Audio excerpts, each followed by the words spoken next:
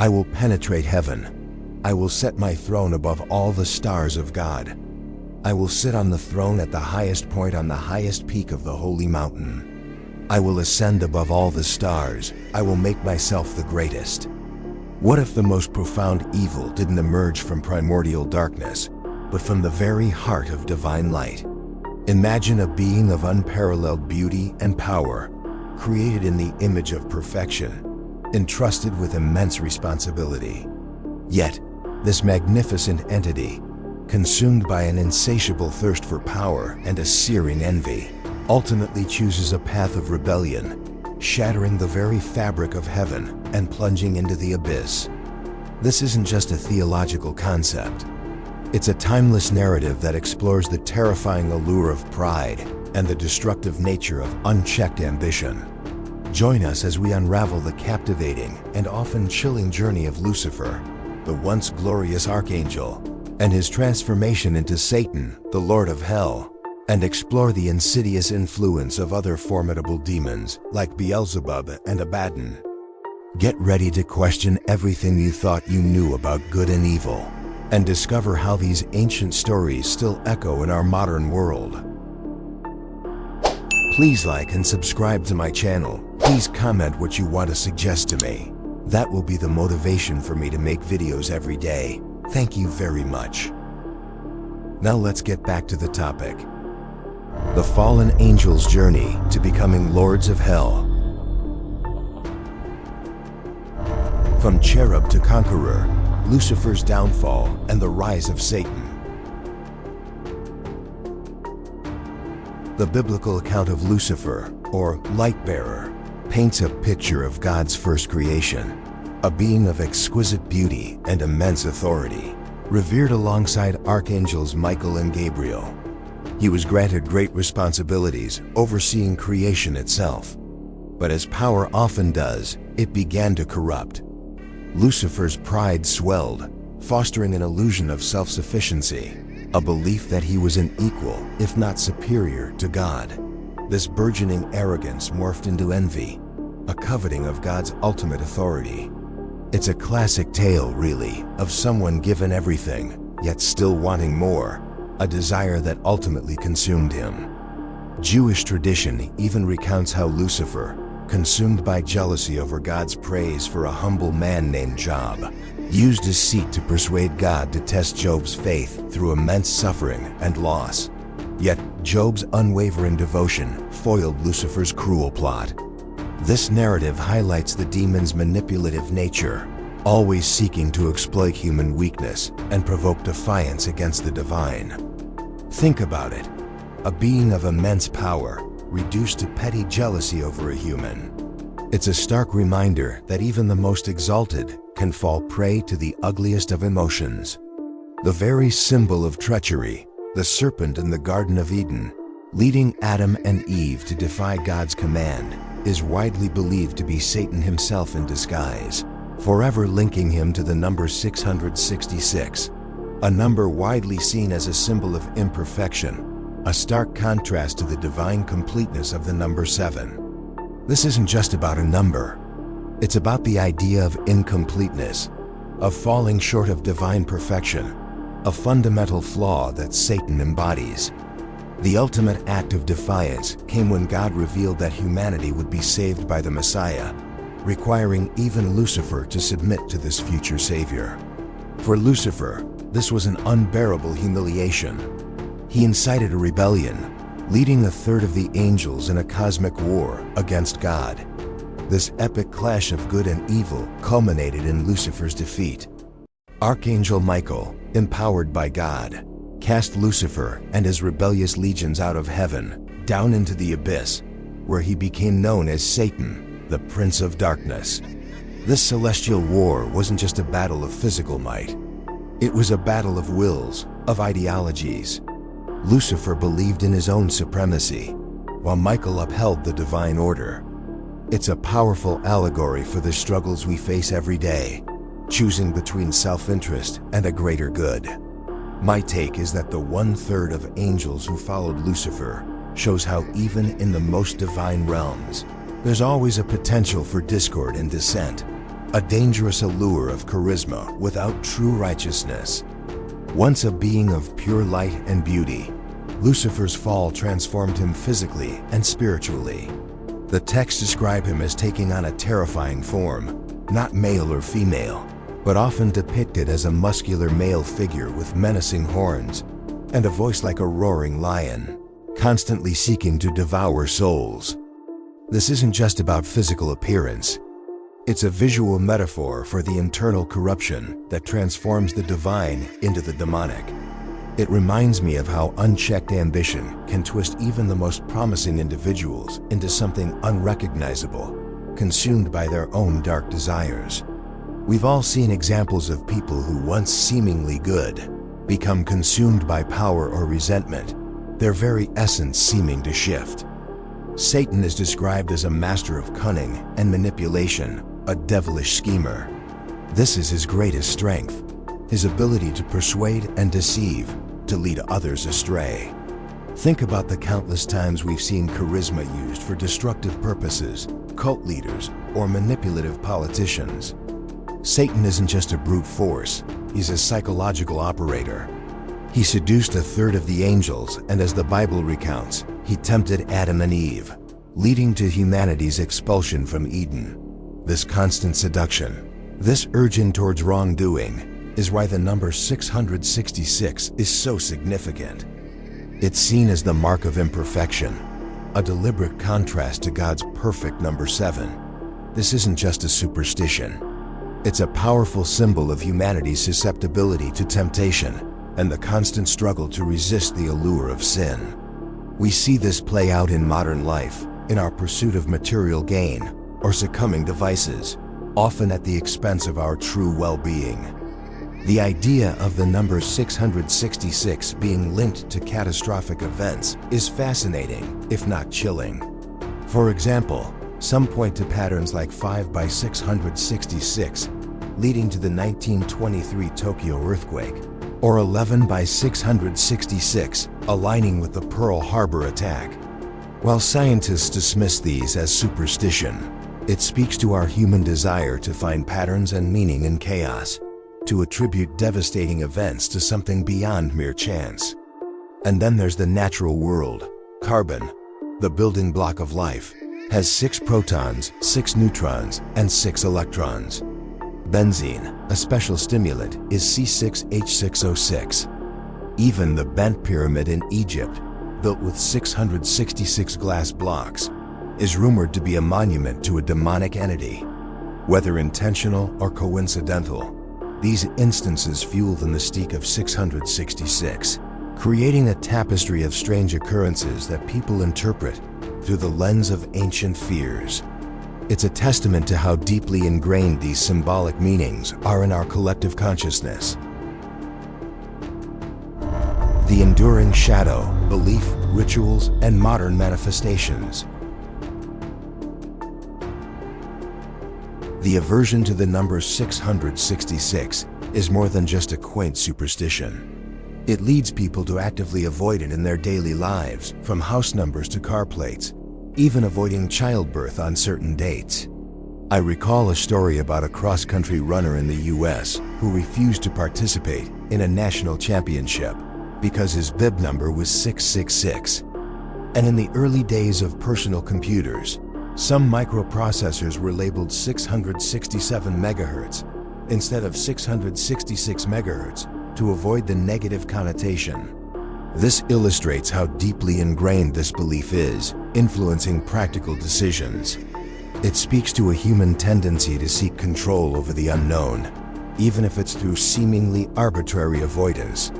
While modern scientists and scholars, like Professor Philip Stevens, argue that the Book of Revelation is complex and often misinterpreted, and that the number of the beast doesn't exclusively refer to Satan, the belief persists.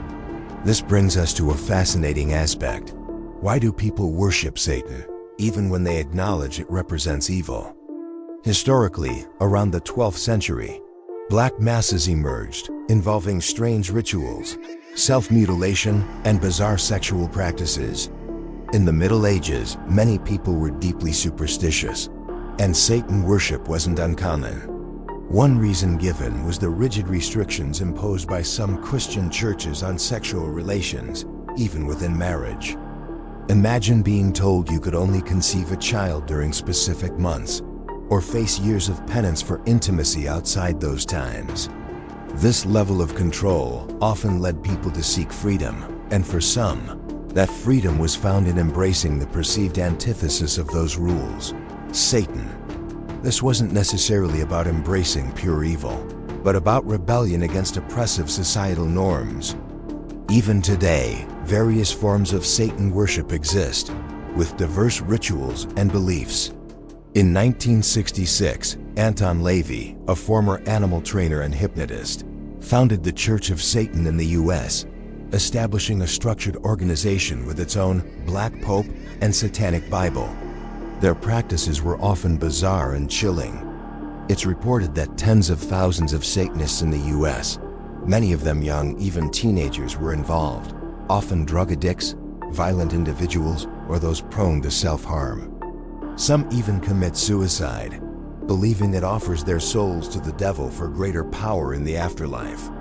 This takes the concept of seeking freedom to a disturbing extreme, where individuals are willing to sacrifice everything for perceived power. The idea of selling your soul for success, a concept popularized by LaVey's writings, underscores this desire for power and immortality.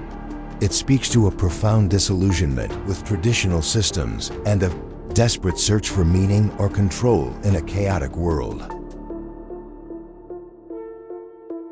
Interestingly, some Satanists argue that their Lord isn't inherently evil or murderous. They point to biblical accounts where God is described as having caused the deaths of millions during the Great Flood, or the destruction of Sodom and Gomorrah, or the plagues of Egypt. In contrast, they argue, Satan primarily tempts people, encouraging them to act on the evil that already exists within them, rather than directly inflicting death. This is a fascinating reinterpretation, isn't it? It shifts the blame from an external entity to internal human failings, with Satan acting as a catalyst. It's a dangerous justification, but it reveals a profound philosophical debate about the nature of good and evil. For a smaller group, Satan worship is not about violence or true evil, but a philosophy of life that rejects societal rules and embraces individual desires and the true self. They believe greed and evil are part of human nature and should not be suppressed, especially physical urges. This is a very different interpretation, focusing on personal liberation rather than malevolent acts. However, the majority of Satanists understand they are embracing evil and they practice it frequently. This leads to tragic consequences, as evidenced by horrific modern-day crimes. Think of the incident in southern France where a group of students wearing satanic symbols exhumed a coffin, danced around it, and stabbed the corpse with an inverted cross. Or the German couple who murdered a friend in a satanic ritual, drinking his blood and tattooing the devil's symbol on the victim, claiming to be vampires and having sold their souls. These chilling examples underscore the very real dangers when people embrace this dark path. Beelzebub, the prince of flies, gluttony, plague, and possession. But Satan isn't alone in the pantheon of demonic power. Enter Beelzebub, often referred to as the Prince of Hell, and a formidable figure in his own right. Like Lucifer, Beelzebub was once a high-ranking angel, a counselor to God. Yet, he too fell from grace, joining Lucifer's rebellion and becoming one of the most terrifying figures in demonology.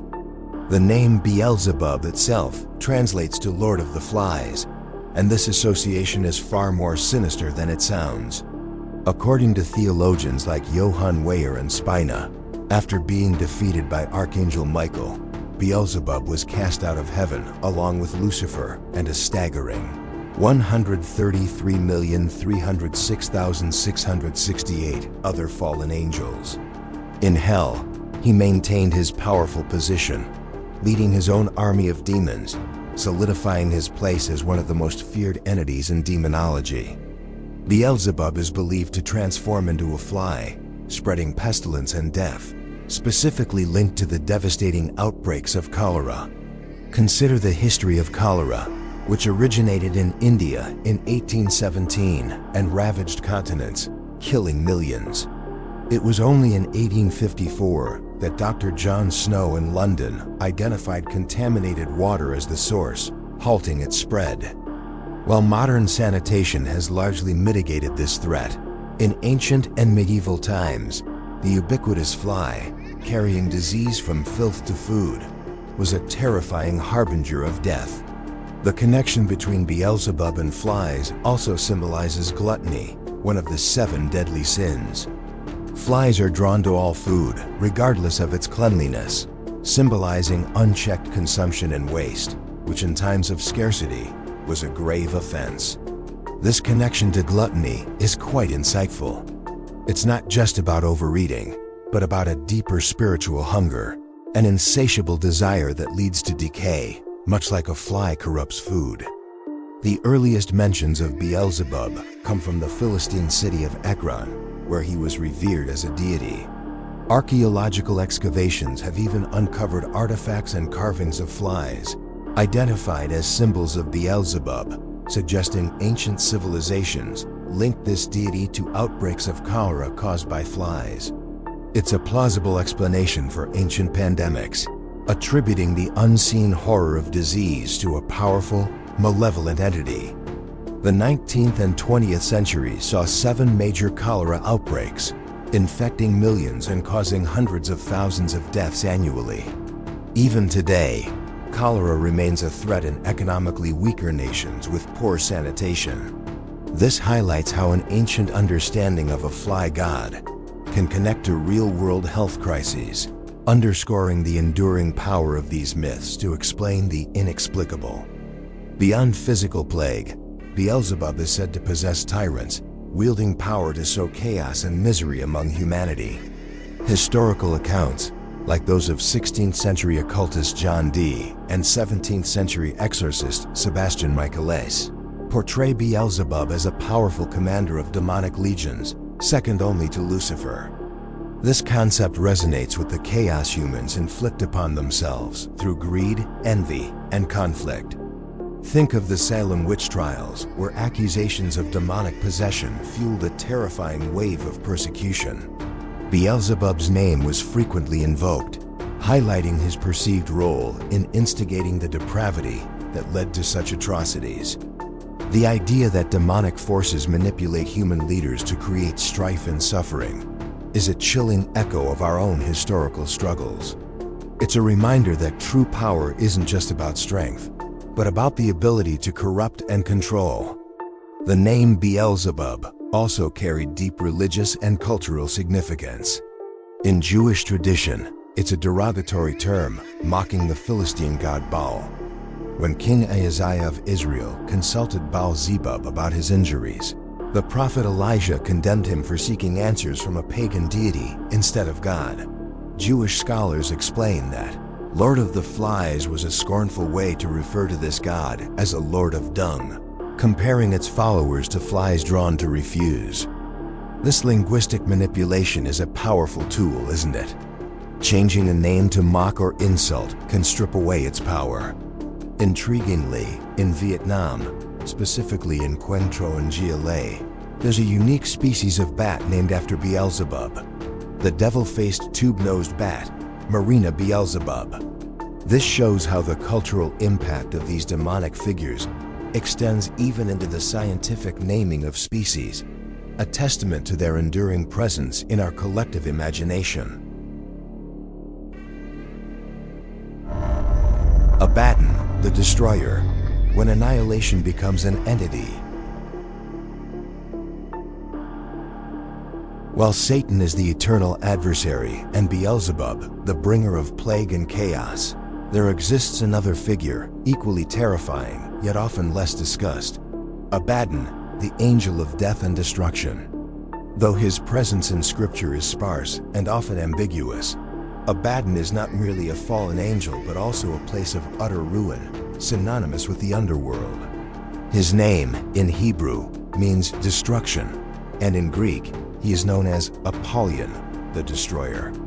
Abaddon holds the 7th position among the princes of hell, linked to the Greek Furies, bringing calamity, conflict, war, and devastation. Unlike the dramatic fall of Satan, Abaddon's origins are shrouded in mystery, with various legends surrounding his existence. Some interpretations suggest Abaddon is not a being, but rather a descriptor of a bottomless pit or a place of utter desolation. However, the Jewish Pentateuch and other ancient texts describe Abaddon as an active agent of destruction, a demon who brings forth plagues from hell to torment humanity. This aligns with his role in the 10 plagues of Egypt, where he is believed to have commanded the devastating locust plague, a swarm so vast and destructive, it blotted out the sun and consumed every green thing. Think about that.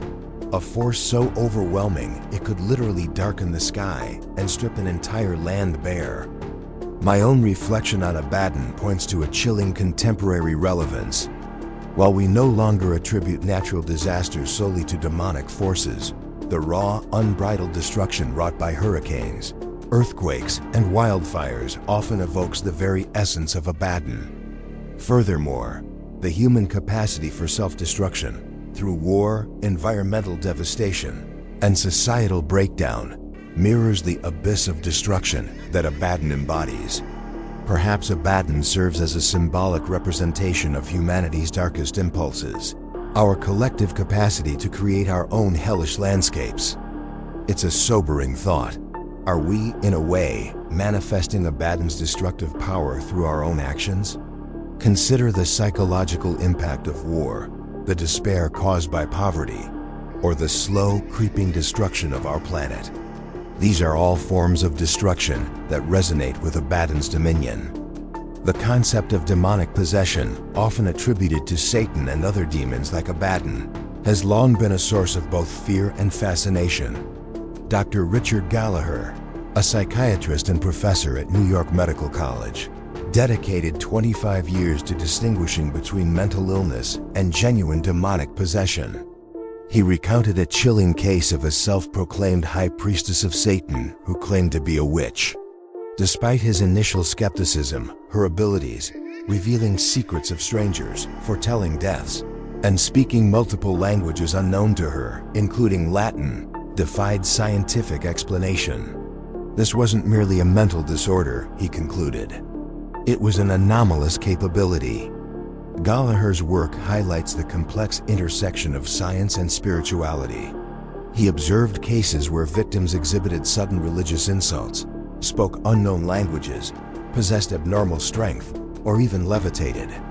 These accounts, while often dismissed, challenge the boundaries of our understanding and leave us pondering what truly lies beyond the veil of the known. The stories of Lucifer, Beelzebub, and Abaddon, though rooted in ancient texts and theological concepts, offer profound lessons that resonate even today. They challenge us to confront the origins of evil, not as some external force, but as something that can emerge from within, fueled by pride, envy, and unchecked desires. The enduring belief in these demonic figures, despite scientific dismissal, underscores a deeper human need to grapple with the inexplicable aspects of suffering, chaos, and malevolence in the world. Whether viewed as literal entities or powerful allegories, these narratives serve as a potent reminder that the battle for the human soul, the constant struggle between good and evil, is an eternal one. We are faced with choices daily: to succumb to our baser instincts, or to strive for compassion, humility, and genuine connection. Recognizing the insidious allure of pride and the destructive nature of envy, as exemplified by these fallen angels, is the first step toward choosing a path of light, not darkness. What choices will you make in this eternal struggle?